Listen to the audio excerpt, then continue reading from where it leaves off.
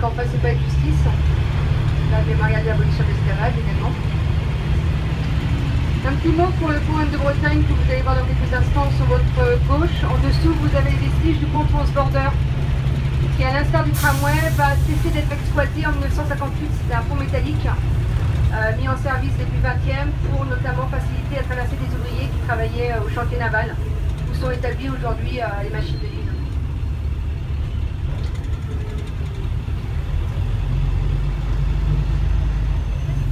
Donc en dessous, hein, vous avez les piles de l'ancien pont Transborder. Et puis là, nous allons remonter vers le quartier Gralin. Donc sur les hauteurs de la ville, à l'ouest.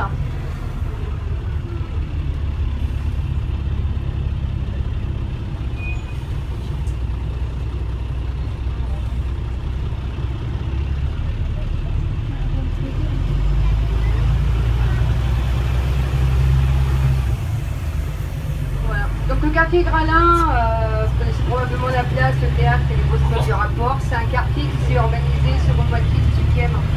C'était un pont rural et c'est sur l'idée de M. Gralin qui était un promoteur. C'est lui qui va acheter les terrains et construire ce nouveau quartier. Là dans l'axe, derrière moi, vous avez le cours Cambronne, qui était aussi une idée de Gralin qui sera seulement mis en place après la Révolution française, c'est-à-dire début 19e siècle. Car jusqu'alors, il y avait un couvent de religieux, et les religieux, avant la Révolution, on va dire qu'ils étaient opposés à l'idée de Gralin. Mais la Révolution a bien fait les choses, puisqu'ils ont été chassés. Et du coup, le couvent a été détruit.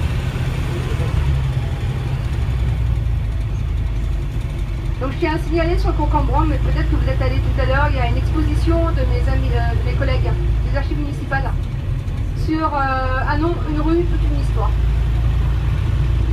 Donc ils sont là pour mémoire jusqu'à 18h, pour vous accueillir.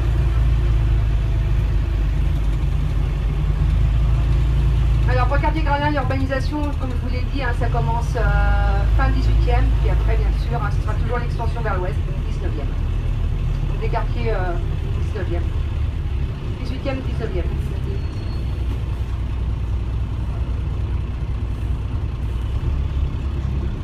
Donc le cours Cambronne, en fait, il est privé. Hein. C'est une promenade publique, mais les immeubles sont privés. Donc le soir, ils ferment ses grilles et les gens retrouvent leur tranquillité. C'est une copropriété et pour la réglementation, c'est toujours celle de 1851. Ça va changer. Ouais, c'est intéressant. Hein. Bah, le passage Pomerès, c'est privé aussi. Copropriété également. À Nantes, il y a plus de 800 passages et voies privées.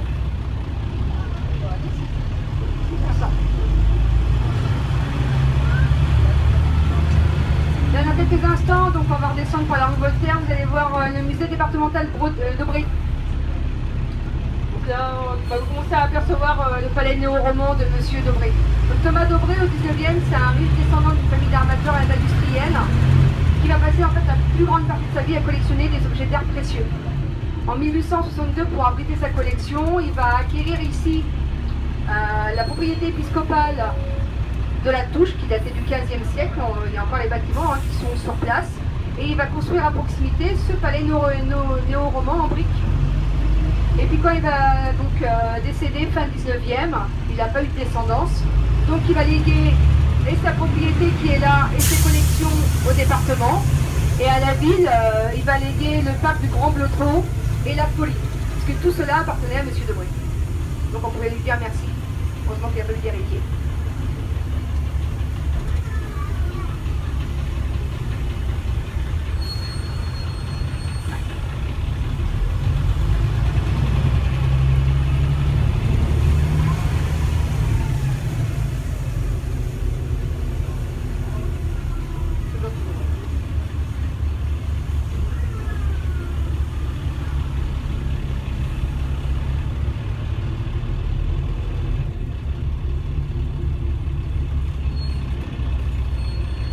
Là, c'est les bustes de Jeanne Yvette, vous voyez, parce que la première école Yvette était établie là. Après, elle va déménager dans le quartier Saint-Donatien.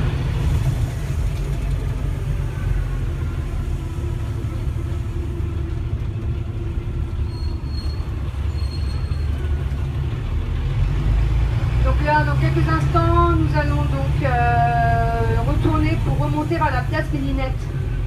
C'est-à-dire que là en bas, nous allons nous retrouver en fait sur l'ancien territoire de la commune de Chantenay. C'est dit pour ceux qui étaient là au début de parcours que Chantenay, c'est une commune indépendante de Nantes jusqu'en 1908, mais c'était également le cas pour Doulon. Doulon c'était pareil, c'était indépendant.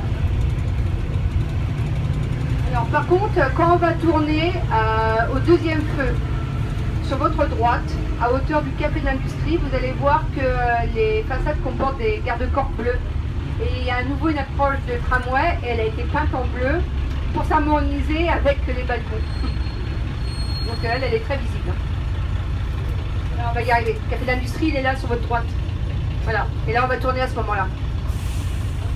Voilà. Donc regardez à hauteur, sur les façades, l'accroche, elle est bleue. Voilà. Donc là, on va remonter vers la place Mélinette. Pour ce quartier, en fait, il s'est mis en place en 1826, notamment la place Mélinette, puisqu'à cette époque-là, on va détruire le château de Launay. Donc il semblerait que là, ça correspond à l'ancienne allée du château. 1826, aménagement de la place de Launay, aujourd'hui Mélinette. Construction de 8 voies rayonnantes, et entre les 8 voies rayonnantes, 8 hôtels particuliers de style Charles X, identique, qui à l'origine pour majorité comportait d'immenses jardins. Habités par une bourgeoisie d'affaires ou encore des aristocrates à l'aristocratie.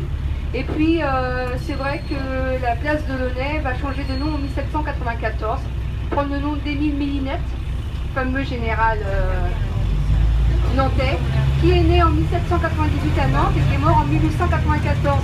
Il avait quand même 96 ans. Il vivait au numéro 8 de la place. Et ce qui est intéressant pour Mélinette, comme de souligner, bon, c'est son âge plus qu'intéressant pour l'époque, d'autant plus grand militaire, mais c'est que lui, il a traversé beaucoup de gouvernements et en fait, il a connu les 2 empires napoléoniens. Il a servi sous leurs ordres, mais il aura survécu. Et là, au numéro 2, notamment, c'est l'ancien hôtel de la Marine, qui conserve justement à l'arrière encore un beau jardin. Et intérieurement, c'est un bel édifice. Donc pour Mélinette, c'était numéro 8, et là vous avez sa statue au centre, au général Mélinette. Alors non, c'est après. C'est après, et on va tourner après. Alors c'est sur la droite. Voilà. Et on repart, voilà. Il n'y a pas de souci. Donc là, nous retournons vers la butte Sainte-Anne. Donc ça me permet d'évoquer l'histoire des autobus. Les premiers autobus, ils circulent à Nantes en 1924. Après-guerre, comme ils prennent le relais du tramway, notamment vont circuler les autobus chaussons. Peut-être que certains d'entre vous les ont connus, ils avaient pour certains une forme caractéristique à l'avant, on parle de nez de cochon. Donc dans les années 50, les autobus ils étaient très bruyants, puisque le moteur était à côté du conducteur. Et puis bon, c'est vrai que les autobus chaussons vont desservir l'agglomération nantaise pendant plusieurs années. À savoir que l'autobus chausson, c'est le seul autobus en France qui est classé monument historique. Et par la suite, donc, la particularité aussi à l'époque, et ça va être vrai jusqu'en 1968, c'est que la montée se faisait par l'arrière. Et à l'avant, vous aviez un conducteur et un receveur qui poissonnaient votre ticket. En 1968, on supprime le poste de receveur. Donc du coup, la montée va se faire par l'avant. Et on va introduire le composteur. Et à partir de là, on va modifier la forme du bus puisqu'on va élargir les portes de l'avant pour mieux accueillir la clientèle.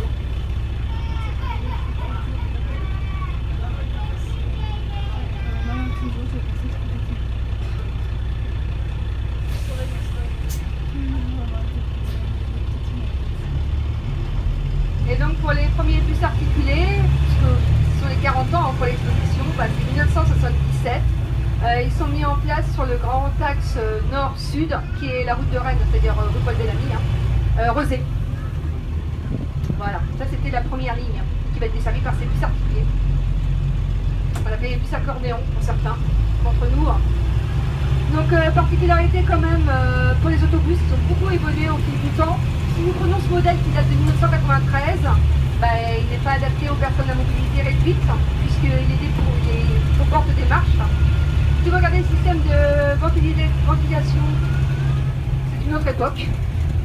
Il roule au gasoil, alors que maintenant la majorité des autobus nantais roulent au gaz naturel ou encore à l'électricité pour certains d'entre eux. Oui, il y a la girouette. Ouais, voilà, prochain, ouais. Donc pareil pour à l'avant du véhicule, vous avez qui annonce la ligne. C'est ce qu'on appelle une girouette. C'est un film. Et après, le conducteur arrive au terminus, il changeait. Aujourd'hui, c'est à LED, c'est électronique. Et vous n'avez pas de système d'information dans le bus qui vous informe sur les arrêts. Et puis c'est vrai, si on prend le réseau nantais, donc la Cénitane a donc relancé en 1985 le tramway. Après, elle va innover en 2006 avec le busway. Alors sachez que le busway, là, il va devenir électrique et il va passer de 18 mètres à 24 mètres. Et il est question aussi d'étendre le réseau du tramway, de prolonger. Et puis depuis 2012, nous avons les chronobus et le retour des transports fluviaux avec le Navibus en 2005. Donc c'est vrai, le tram-train, n'oublions pas le tram-train. Donc là, nous retournons au quartier Sainte-Anne. Donc on va revenir à notre point d'origine, la gare maritime. Dans quelques instants, sur votre droite, vous allez redécouvrir la Loire. Alors, c'est le tram de la rue des Gares.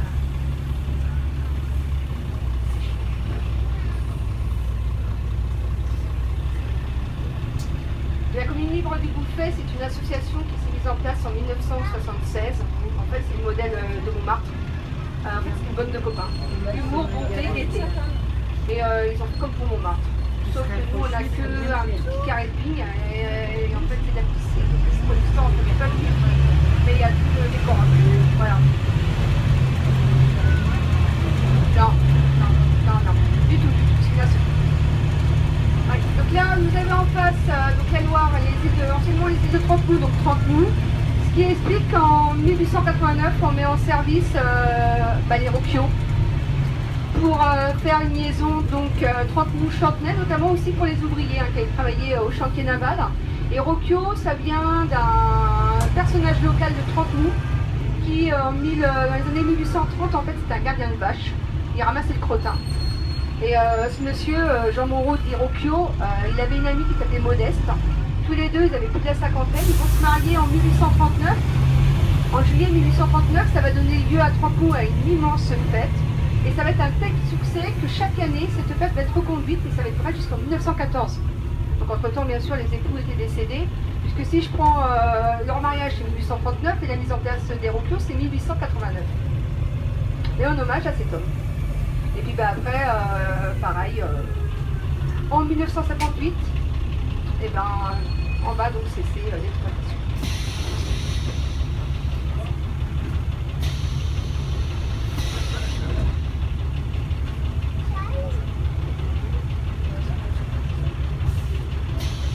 L'hôpital, le projet d'hôpital Louis-Vette sur l'île de Nantes, sur la pointe sud-ouest, là, à partir vers aussi le Mille aujourd'hui, le marché d'intérêt national.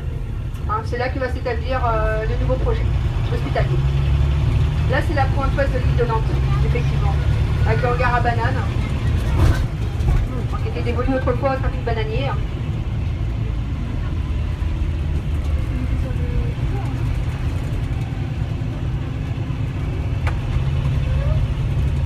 Et puis là, nous allons nous rediriger vers la gare maritime, donc où nous avons les bâtiments du Grand Port Maritime Nantes-Saint-Nazaire et les bâtiments de la Chambre du Commerce de Nantes-Saint-Nazaire. Voilà. Et nous sommes en bas de la route d'Hermitage. Puisque l'ancien nom de Sainte-Anne, c'était l'Hermitage. Et avant Misery. C'est la misère quand même, ce quartier. Aujourd'hui, c'est très prisé. Et l'immobilier a bien flambé.